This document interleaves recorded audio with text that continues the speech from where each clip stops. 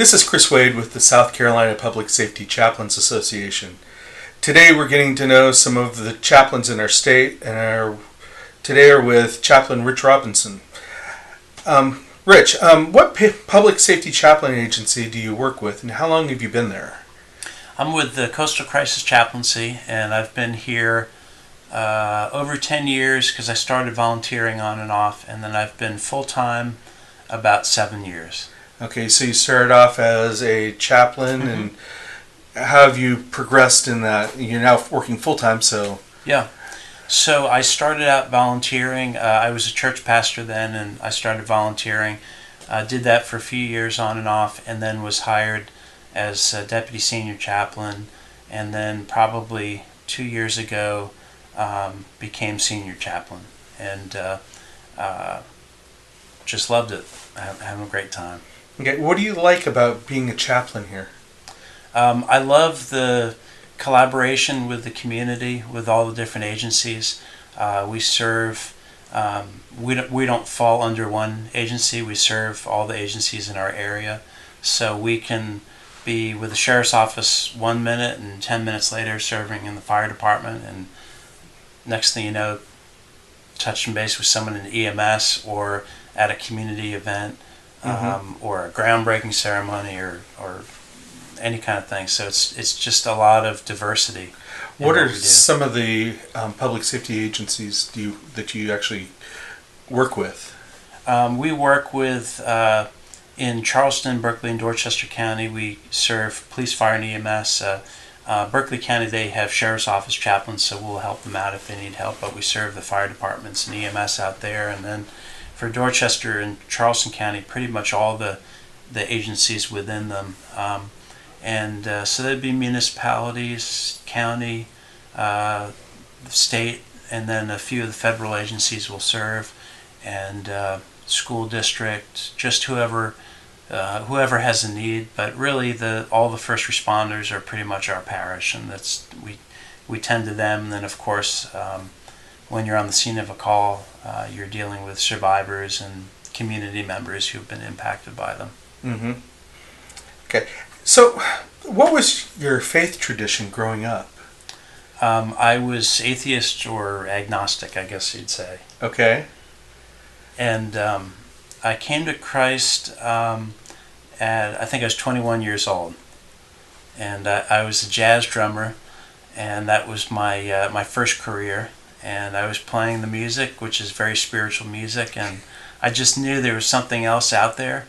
And I happened to, long story short, I was getting married, and my wife was Catholic, and we wanted to use a Catholic church, so we met with the priest, and he asked her about her faith, and she said that she grew up Catholic, and then he looked at me and he asked me, and I told him this sort of nebulous faith interpretation, and talked about my music, and he wasn't really impressed, but made an appointment for us to come back, and I was insulted, so I borrowed my wife's Bible and wrote down everything I objected to, and came back to talk with him, and he was gone, and there was another priest there who was absolutely cool, and he just sat and listened to me for about 2 weeks, and at the end of those 2 weeks, I gave my life to Christ. Okay. So tell us about your family. My wife, Jody, we've been married 25 years now, and then our daughter, Bethany's 24. She's studying speech and language pathology at Columbia University in Manhattan, in New York. And then my son, Daniel, is in Karis Academy, which is a school my wife started for kids with high-functioning autism like my son. And we have a little rescue dog named Lily, who's an active agent in my self-care. What kind of dog? We think she's a poodle schnauzer mix, but we're not really sure. She behaves like a cat, but she looks like a poodle, and she has a body type of a schnauzer, so I don't know. We're not sure. Okay, interesting crossbreed there. So are you involved in any other ministries? Or does this take up everything? This takes up most of my time. I do help my wife out on occasion. Like tomorrow night, I'll be speaking at their family focus night at the school. So I'll talk about what it means to be a father with a child with high functioning autism, and how dads can help their kids and better understand them, and those kinds of things. So. Okay. Do you have a background in public safety that's beyond chaplaincy?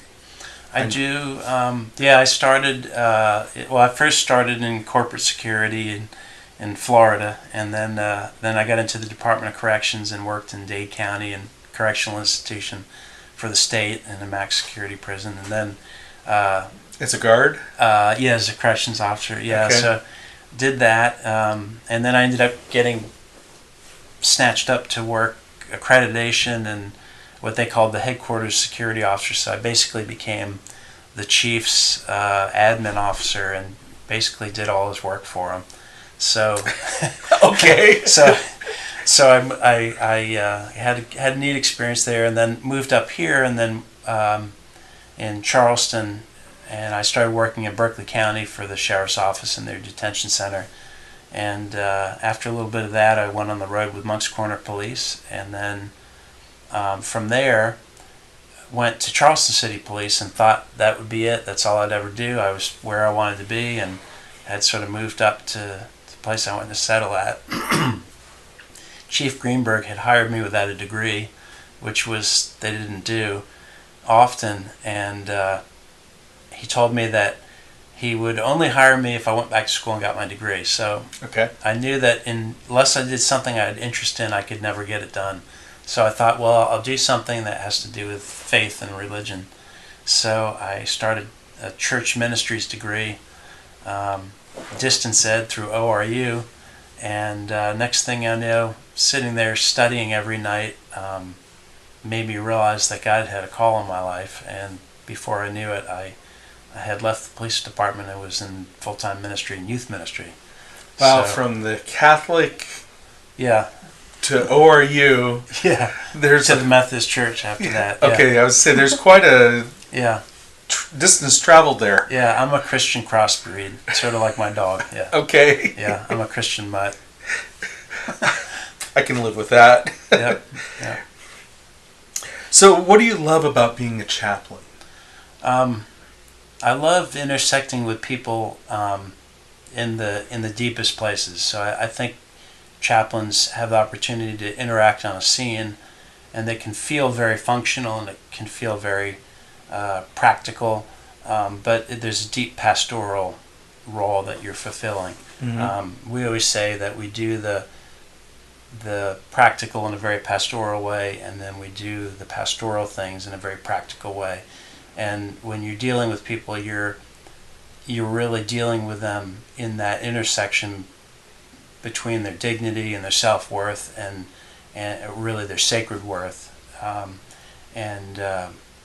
It's just a very it's a sacred space, and I think to have the opportunity to sit with a survivor and let them know that they're not alone, and that there is hope, and to be able to say all that by simply your presence and not even words at times, I think is it's just an honor that God would use any of us to do such a thing as to speak the heart of God to someone who's in the worst moment of their life, or to a first responder who's you're on a ride along, and your presence and your conversation connects them with their deepest sense of purpose.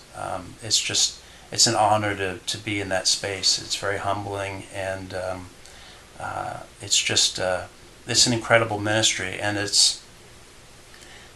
we intersect with people from all different walks of life. I can be in every corner of the county or the Tri-County area in one day, and you're meeting people in all different places and mm-hmm. from all different walks of life and with all different issues, but it all shares the same need for dignity and a need for affirmation of hope and sense of sacred worth, and it's a beautiful ministry to be a part of. Okay, so what are some of the challenges you see about being a chaplain? Getting myself out of the way. Okay, elaborate on that one. I think most of our training teaches us how to not get in God's way, how to not get in the way of the healing that a person needs. So we tend to want to be fixers. So to learn how to be a ministry of presence is sometimes counterintuitive. So I think learning that, learning from each call you're on, how to best help people, so I think those are some of the biggest challenges. Often is what I think is needed for a situation. It might be very different than what God's thinking. It might be very different than the people I'm helping are thinking, and trying to figure out how to hear the Spirit of God and what God's asking for in that situation, and what the person's actual needs are. Trying to hear that and then respond to it, and sort of put my own projections or needs for helping to the side. And if I can decrease, God can increase, and to see God do work in that scene is powerful. So I think the challenge is knowing that God's already there waiting on me, not me going to the scene and calling God there, and figuring out how to meet God where God already is in the midst of someone else's pain, and to be relevant and not in the way of the healing that person needs, or the community, or if it's a crowd of people, how can you be relevant to what's needed there? So if you were asked by someone who felt called to get into chaplain ministry, how would you direct them? If it's just someone who's interested in pursuing that kind of call, I would think to just shadow a local chaplain, or to talk with them. I think is helpful, because you can hear how chaplaincy is being done in your community. Different communities may do it differently. In our community, we have a consolidated chaplaincy that serves all of the agencies. So, but in some communities, it might be that the chief has one or two chaplains that serve, or it may be that there's a firefighter in the agency that serves. So I think connecting up with those folks and then shadowing them and figuring out what kind of ministry they do. And then in terms of preparation, I think a lot of the usual classes like the Pastoral Crisis Intervention, or Federation Fire Chaplains, or International Conference of Police Chaplains. Thank you. Yeah. Police Chaplains. I think those trainings are very, very valuable and help people. But really, it's the heart of chaplaincy, and getting out there. You go into it, people will come into it with one sense of what a chaplain is and what they're supposed to do, and they think it's a doing, and then they get out there and they realize it's a little more of a being. It's often a ministry of presence. It's often sitting next to survivors silently. It's often something that's done in a quick exchange of glances with a first responder that gives them a little quick drink of water on the journey. It's a whole different ball of wax when you're actually doing it, and being on a scene. So I think shadowing is really important, and just learning in any way you can. Okay. What desires do you have about being a chaplain? Where do you want to go with your ministry? I think for the organization, for the Coastal Crisis Chaplaincy, I think it's just continually becoming what people need and helping them in those places, and that means becoming more and more relevant to the needs of the first responders, the needs of the community, the needs of the survivors, the needs people have for a continuum of care, of grief care, and just developing our volunteers and our programs, or survivor care team, or whatever kind of continuum of care we have, to help people and meet them in their pain with a presence of healing and hope. So that would be organizationally, and then personally, it's more counterintuitive. It's just to be smaller and smaller, so God can be more intensely involved in what's happening, and figuring out how to let the Spirit be totally in charge on a call, or totally in charge with what we're doing organizationally. It's probably a little hard to articulate, but I don't have any personal ambition but to serve. I guess that would be it. However God would call me to serve. Okay. Well, I have one more question, and it wasn't on that list that I gave you here, but you're the executive director for Coastal Crisis Chaplaincy. Can you tell our folks about Coastal Crisis Chaplaincy? What is Coastal Crisis Chaplaincy, and how does it serve? Sure. So we're a diverse team of first responder chaplains, and we provide community and crisis care. So we're first responders in the sense that we respond to the scene of a crisis, but we also serve first responders. So our crisis chaplains, we have 3 teams. So we have a crisis chaplain team, a community chaplain team, and then a care team. Our crisis chaplain team, they're basically public safety chaplains. So we have over 20 volunteer chaplains in all the counties that will go out and respond to the homicides, suicides, any kind of traumatic fatality or death or vehicle accident fatality. And they'll respond out there, and they'll assist first responders right there on the scene, and then help also with survivors. Then our crisis chaplains also do first responder support. So they have field assignments to different departments where they'll get to know the first responders, do ride-alongs and station visits, and drop off donuts and eat meals and do all the ministry that comes in between. And we serve over 50 agencies in the area, so it's a big task. We get around and connect with a lot of folks, and it's a tremendous team. Our crisis chaplains get up at any hour. They're volunteers. They get up to go into the deepest and darkest of scenes and try and be a light and a help. And they're just a tremendous, absolutely inspiring team of people. If you sit in the room with them and hear them talk about calls and the people they've impacted and the lives that they've really transformed through their ministry, it's very, very powerful. And our community chaplains as well do similar work, but they're more walking through communities after the homicide. So if the community is really traumatized by an event, they're there to go around and comfort them. They do a lot of community-related events. After the Emmanuel massacre, we were involved in a lot of the community events to try and foster reconciliation and resiliency. So we've done a lot with the Charleston Police Department's Elimination Project, or with social justice or criminal justice reform with the Charleston County Criminal Justice Coordinating Council. So we have 2 volunteers who are on that, 3 actually, and as a faith community representative in helping them do some of that reform work and support them in that. And then the community chaplains will do prayers at city council meetings, invocations at intersection dedications. I mean, we're like the on-call, prayer for a government agency, and then so that's our community chaplain team. And then one more thing about community chaplains, it was birthed out of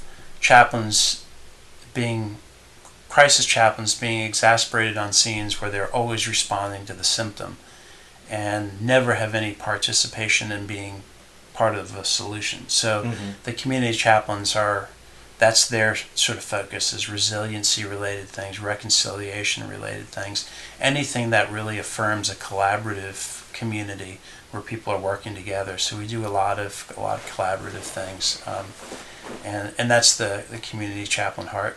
And then finally, our third division is our care team, which is really the sense of it. Where's the continuum of care for our first responders? Where's the continuum of care for our survivors? If I'm on a scene of an accident, and God forbid I get in an accident, I break my arm, fire's there, they help me out, EMS packages me up, sends me to the hospital. I get a cast, I get an appointment with a doctor, a follow-up, physical therapy, whatever. 6 months later, cast is gone, I'm back at work, everything's fine. But if I have a broken heart, them nothing. Just go back to work, right? So the sense is that we want a continuum of care for that kind of thing. So we have a survivor care team that after a chaplain's on a scene, they submit a request, and the survivor care team will go meet with that family after a homicide or a suicide and connect them up with resources. So we've partnered with MUSC's Charleston Heart Project to do intersect mapping on all of the care that's available post-traumatic grief. And so we're trying to really standardize some kind of continuum of care or the options that are available to people. And that's what our survivor care team does, is they meet with folks about a month later when it gets quiet and all the family goes back home, and they sit down as peers and listen, talk, just be an open ear for people to just share their grief experience, and then to help them have resources in their grief work. So whether it be connecting them with a support group, or praying with them, or finding them a grief counselor, that's sort of what they do. And we also have, as part of that care team, first responder support group. We have spouses. We had a first responder family support group, and now they've evolved into a CISM team for spouses. So if there's, say, God forbid, a police shooting, that we wouldn't just respond to the officer, but we'd also have a team that would respond to the officer's family. Okay. Because a lot of times the officer or the first responder is on scene saying, "I'm good, I'm fine," and then the family is the one dealing with it. Freaking out. Yeah. So this team has walked through some of this before, and they're there to help. So we have that. We have an Al-Anon group. We have a few peers who are retired, so they can help out with folks who maybe want a point of view from someone outside of their organization, or just need someone who's sort of outside of the circle but has had boots on the ground. Then we also have a Spanish-speaking grief support group, and a suicide support group, and a number of other things. Kids comfort kits, bags for kids when they go through crisis. Yep. We hand those out to first responders and different things. So if somebody wanted to find out more information about Coastal Crisis Chaplaincy, how would they do that? They would do that through our website or our Facebook page. Our website is someone's calling already. So the first thing would be the phone number, 843-724-1212. And then our website is coastalcrisischaplain.org. Okay. And there's plenty of information on there.